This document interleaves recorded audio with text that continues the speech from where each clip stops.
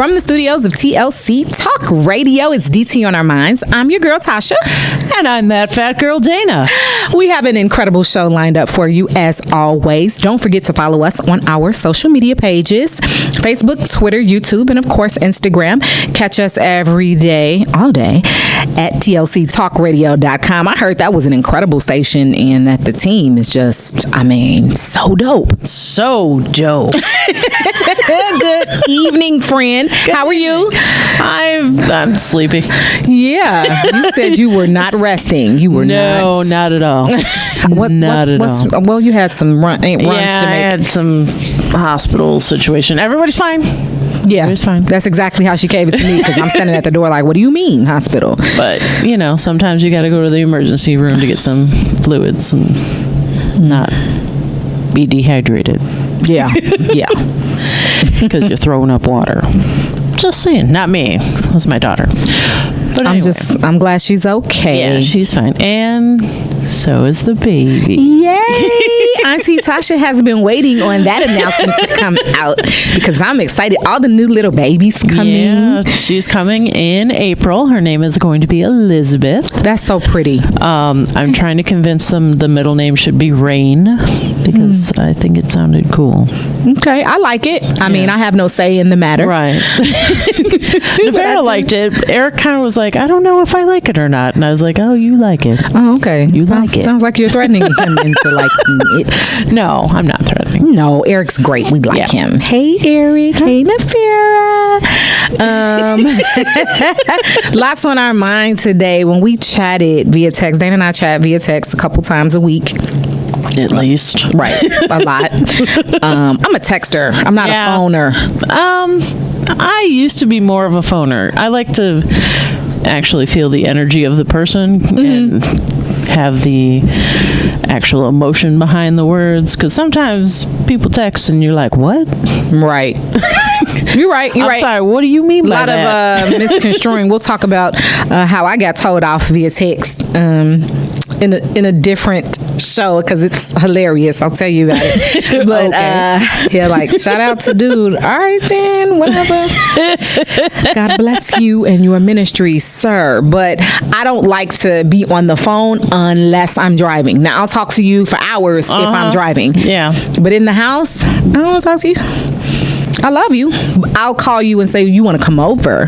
But like just sitting holding the phone does not interest me much. Oh, see, well, because I talk to Bala all the time because he lives in California. Well, you all are in a long distance relationship. Right. That's different.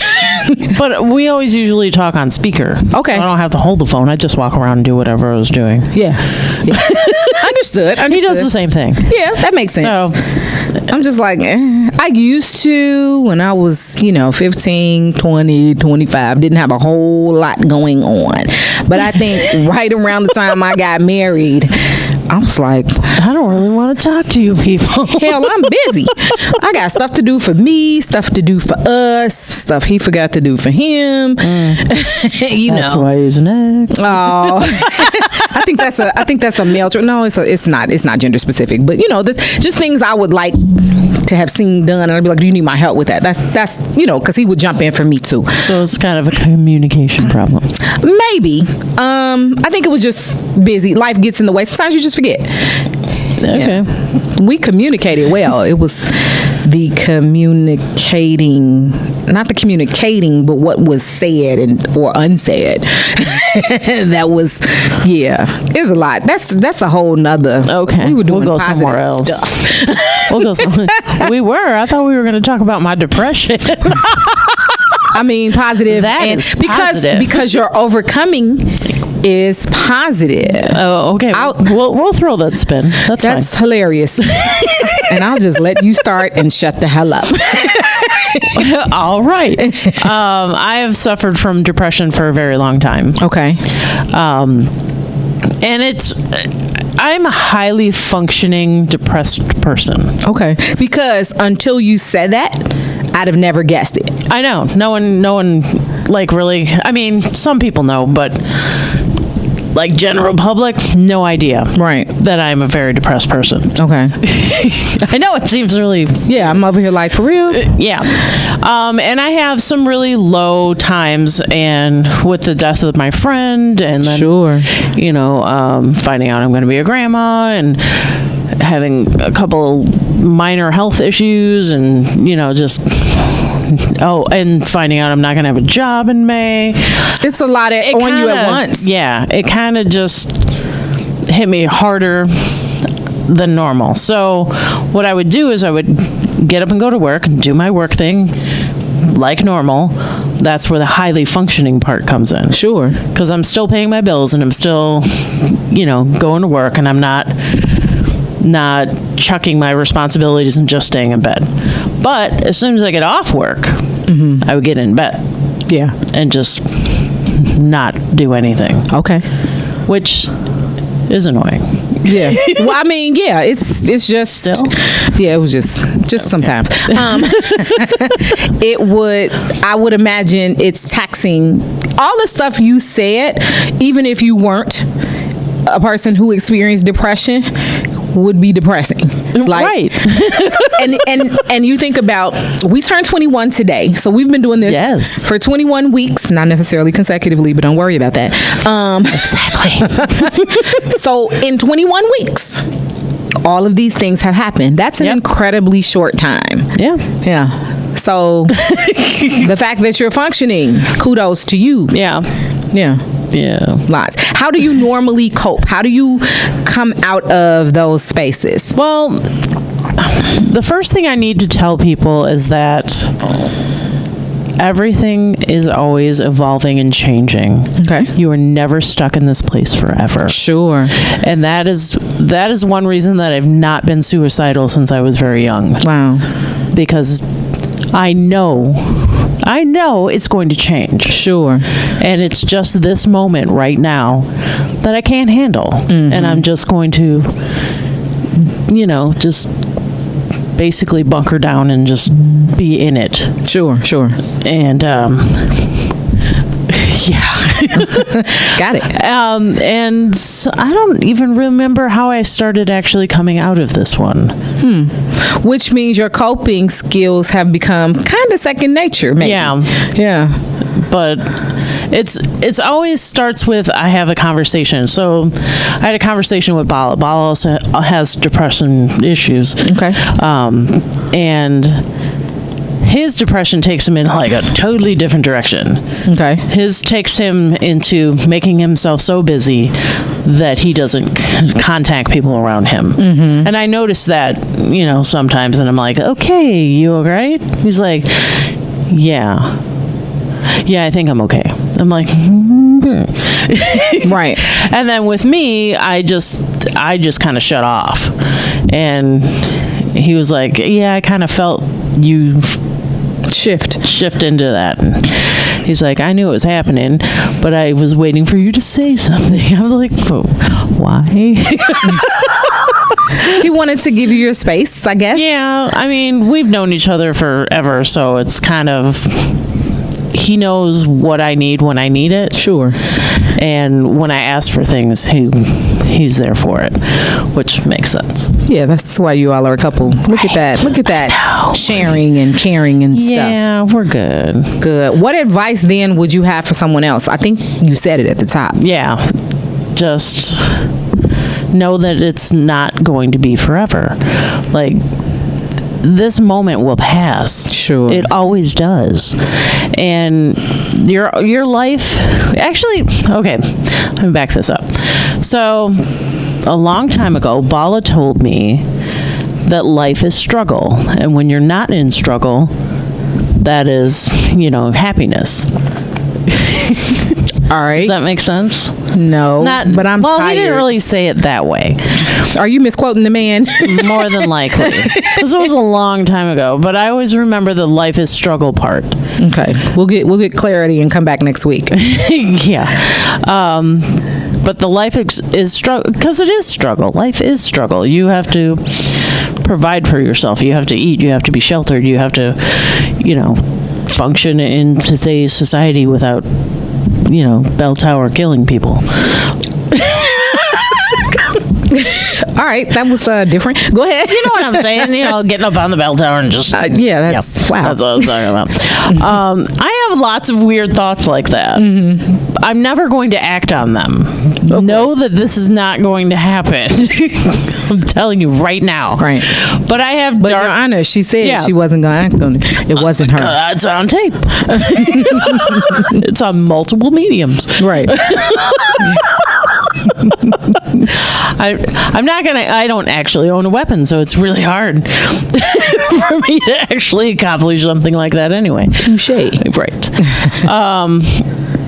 But back to that. Because of my depression, should I own a weapon? Maybe not. I don't know. I'm a ride with not. Really? Because I'm not suicidal and not homicidal. Bless the Lord. Right. I don't know. Erring on the side of caution. Like, I'm not a therapist. I'm not a psychologist. Right. On the side of caution, just regular old Tasha be like, nah, that ain't the way we going. But that wouldn't be my choice of ending anything. I don't know how. It's violent and messy. Yeah, thanks. It is. Yeah, agreed. Like, because I know somebody who did that and they lived. Oh, Yeah. yikes. Not very well. I would they imagine lived. not. Yeah, that's a lot. Yeah. So it's way too messy. Not doing that. Okay. Well, when you think about things when you're depressed, you think about it, but you're thinking about it. You're walking through it, right. and so I think that's positive because you're kind of going through it like, that's probably not the way I want this to go, because as you mentioned, this is just temporary. Right. It is just temporary. So I don't want to make a permanent solution. It reminds me of an episode of the Golden Girls where Sophia was with, because I love the Golden Girls, and Sophia was with her friend who was about to commit suicide, and she had done all of these things. She was like, I bought this, large carat ring on credit. It was hilarious. She said, Sophia asked her friend, do you really want to do this? She said, I don't know. She said, but that's the point. If you do this, you can't change your mind tomorrow. She said, let me be here for your life versus, she said, you wanted me to be here for your death, but why don't you allow me to be here for your life? And let it kind of play out the way it's going to play out. But yes, I understand. But I appreciate that you're sharing your story, because a lot of people deal with things maybe undiagnosed, maybe diagnosed, but have some sense of shame. Yeah. Because people will make you feel it. People make me sick. People will make you feel ashamed about things that you don't control. And here it is. You're trying to cope with it and deal with it. I don't know, because, I'm a black girl, so I don't know what the white community is like, but in the black community, therapy and all of that is looked at as shameful. And obviously I don't speak for the entire black community. Right. Let me clarify. And I don't speak for the entire white community. Right. But there is and we talk about it on the other shows on the station, that there's this whole stigma piece. We just talked about it last week on Tasha Talks. There's this whole stigma piece to dealing with mental trauma, because mental injury is real. And we're not talking about, I was in a car crash and I have a head injury. Like, things hurt you emotionally. My life coach always reminds people that heartbreak to the brain feels like 3rd-degree burns. I had not heard it that way. Right. And so to the brain. Now, of course, you don't feel that physically, but your brain experiences that trauma. Yeah. And now you're dealing with, at church, my pastor calls it, now you're going around bleeding on people because you won't address the issue. If you, juxtapose it to a physical injury, would I ask you to walk around on a broken leg? Probably not. No, I would ask you to seek some help, for whatever's going on. And so it's the same thing. It sounds like a conversation I had with a friend of mine who's probably listening and rolling his eyes. Hello, sir. Same thing. But I appreciate you sharing for that reason. When people know that they're not the only one, then that makes a difference. Yeah, when they know they're not the only one. Yeah. Yeah, I appreciate it because that's not something I know. Yeah, because it's not, Yeah, that's not something I deal with. But it's actually something that runs in our family. We had dinner with my cousin who came in from New York, and he was like, does depression really run in our family? I was like, yeah. Right. He's like, well, because he has depression and anxiety, and he's been on medication on and off for quite some time. Sure. And he's like, what? Why? I'm like, genetics. Right. I don't know. It just is what it is. It's our side of the family. Yay. Woo. Yeah. But it's not. You can be highly functioning and depressed. You can be highly functioning and a drug addict. I mean, there are people who overcome things because they can't not overcome them. Yeah. So, yeah. Just know it'll change and you'll be fine. I love it. Trust me. Thank you for sharing that. My pleasure. Yeah. It's really important, I think.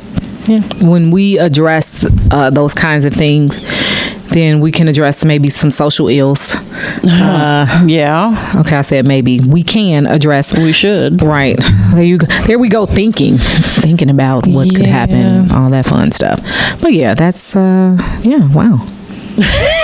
We were talking about that in the context of, when you think about the mind, you think about positivity, and sometimes I'd like what you saying pretty much that you're walking through it.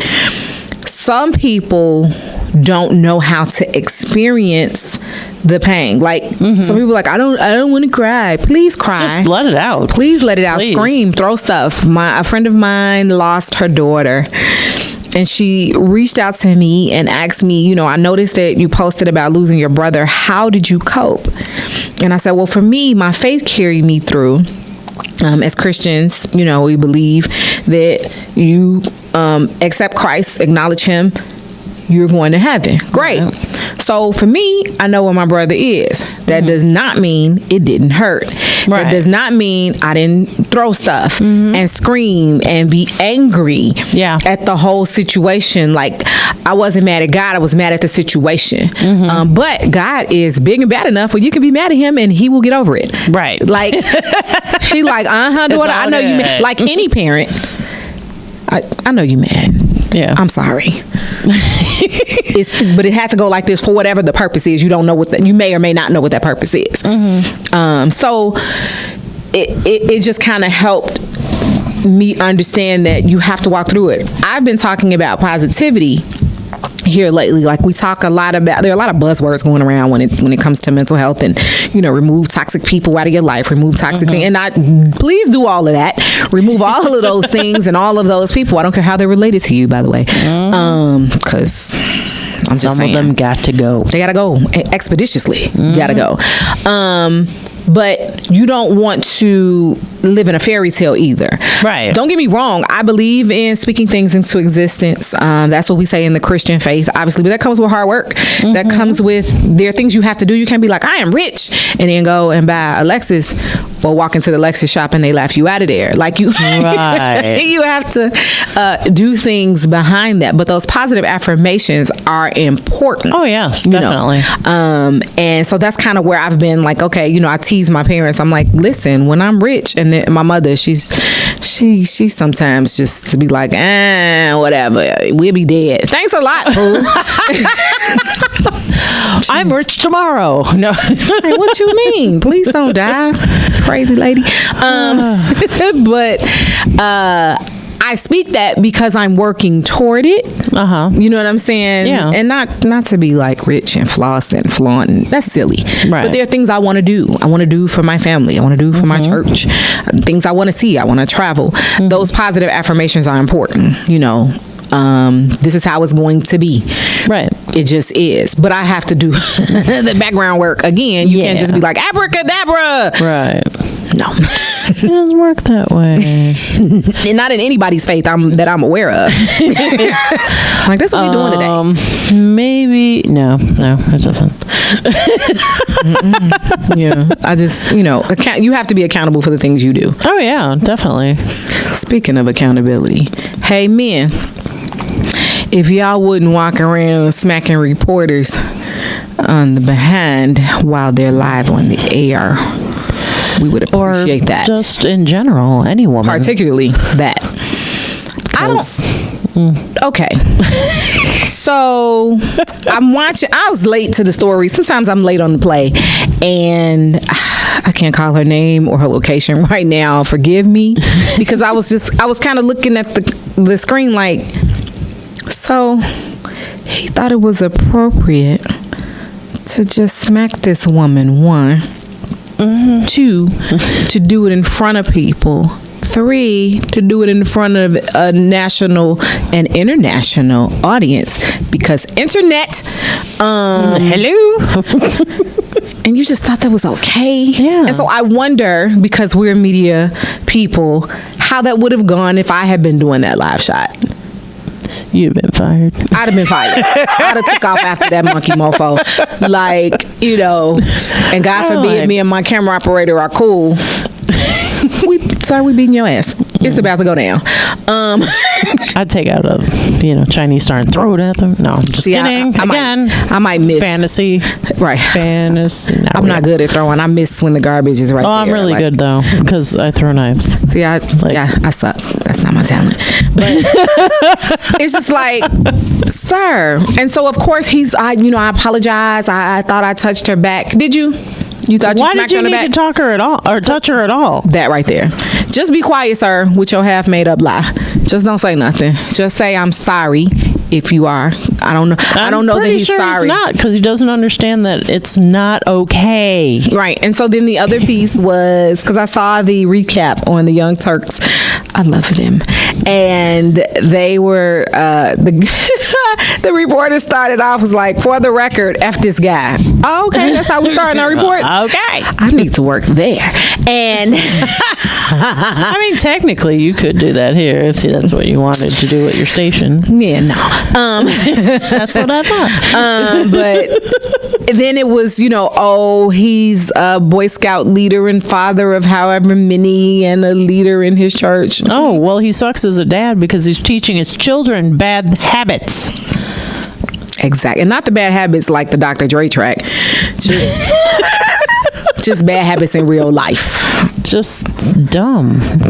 Just don't touch people. I have to tell my students, who are very affectionate and love me very much, like, I'm the teacher who'll give you the side hug. My colleagues won't let them touch them. I understand, because so many things can be misconstrued. Mm-hmm. That's, baby, I'll give you the side hug. I'll give you this dap. Hey, how you doing? I'll be standing talking to a colleague, and a kid will come lay his or her head on my shoulder. All right, I'll ride with that.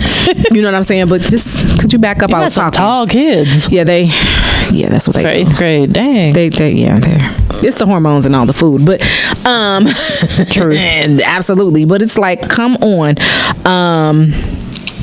It is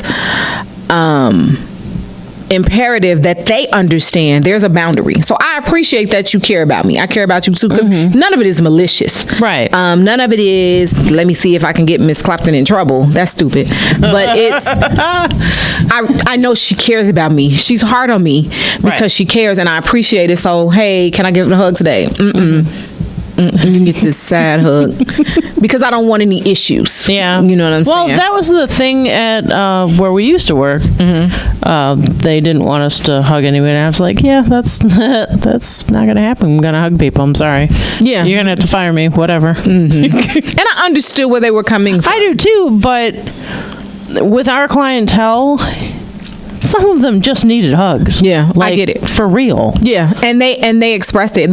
Those students particularly, because they were adults, so they had a different sets of whatever their personal issues were. They would share so much. Yeah. First meeting, you'd be like, dang. You know what I'm saying? We paying for Ubers, we getting clothes, but that's what you do in education generally. Right. Like that's who you are. But it's like, for real, yeah.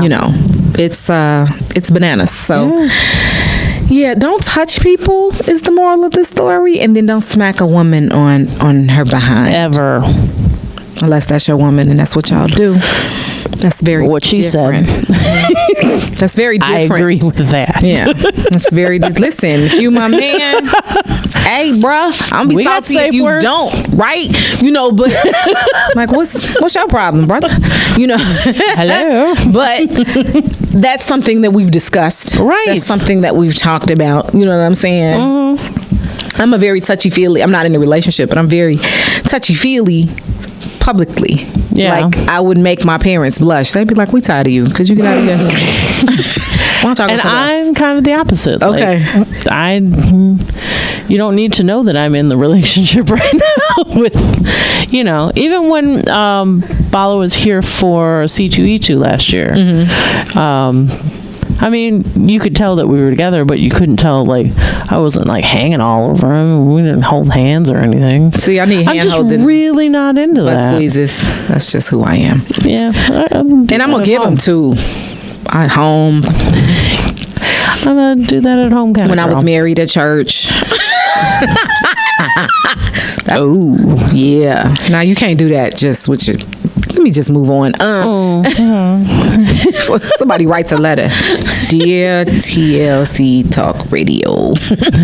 On episode 21. We are 21 today. I know, we're Can legal. you believe it? I know, right? So butt squeeze is illegal? No, I'm kidding. No. Butt slapping and squeezing in public, not legal. No. Only with your partner who said it's okay, because that's important too. Yeah. You can't just because this is your man, this is your woman, just be all molesting them. Right. Hello, boundaries. Mm-hmm. Y'all need to talk about what is what personal boundaries appropriate and what are personal boundaries, because dude. Yeah. No. I'm good. Don't need it. Thank you. Yeah, that's too much. That is too much. So yeah, that's wow. I'm chuckling at the visual in my head, and I'm trying not to be inappropriate because my parents are listening. Hey, parents. Hi. They're like, we're changing. We don't care if she's in charge over there. We're not down with this station anymore. So yeah, boundaries. Understanding that things are temporary when you're dealing with negativity. We've been through a lot of challenges as a family, and I think that's what got us through. Everybody may frame it in a different way, but the gist of all of it is this too shall pass. Exactly. Mm-hmm. Exactly. I think that's a great ending spot. I do too. Yeah. So from the studios of TLC Talk Radio, this is DT on Our Minds. I'm your girl Tasha. And I'm that fat girl Tina. Don't forget to follow us on all of our social media pages: Facebook, Twitter, YouTube, and of course Instagram. And catch us multiple times a day on TLC Talk Radio 24/7 Edutainment. We'll catch you next week. Peace.